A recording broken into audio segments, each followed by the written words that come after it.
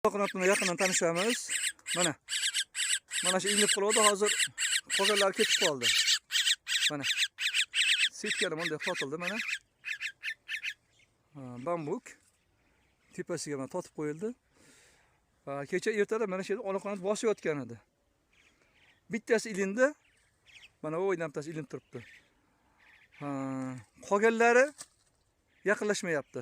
Mana ko'tarilib ketib qolyapti. Yo'qdan yangi kelgan galalar ham mana uni ovoziga qochib ketyapti mana. Bu o'sha xabar beryapti mana. Ilinib turibdilar mana. İshtahalari karnay. Mana. Yaqindan ko'ring. Hind maynasi. Haqiqiy lo'li. Hozir sheriklari bor edi, atrofida aylanib turgandi, girdi-kapalak bo'lib. O'lganini osib qo'ysa, qolganlari kelmaydi degan gap noto'g'ri. Buni qilib ko'rdik. Qaytanga bittasi o'lib qolsa, qolganlari u pataga kelar ekan. Atrofda qaytadan ko'paydi. Uni ham qilib ko'raverdilar. Sariq kasalga dori deyshadi.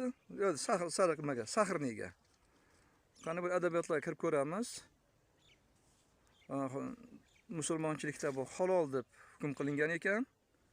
Zikr ahlidan so'rang degan ilovaga qarangdi. Lekin baribir ular ham bundan ko'ra bedana afzal deyishyapti. Chunki har xil narsani yeydi. Asosan chigitga, hasharotlar deydi. Endi yana bo'lishi mumkin bo'lgan infeksiyalarni yuqtirib qo'yishi mumkin. Shunga ehtiyot bo'lgan yaxshi. Buni halollamoqchi bo'lgan odam kallasini qo'l bilan uzmaydi. Pichoq bilan bismillah Allohu akbar deb so'yish kerak. Shunda halol bo'ladi.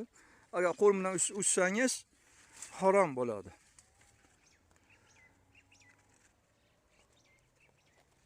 Ana. Agar o'zi qolib ketsa o'lib qoladi.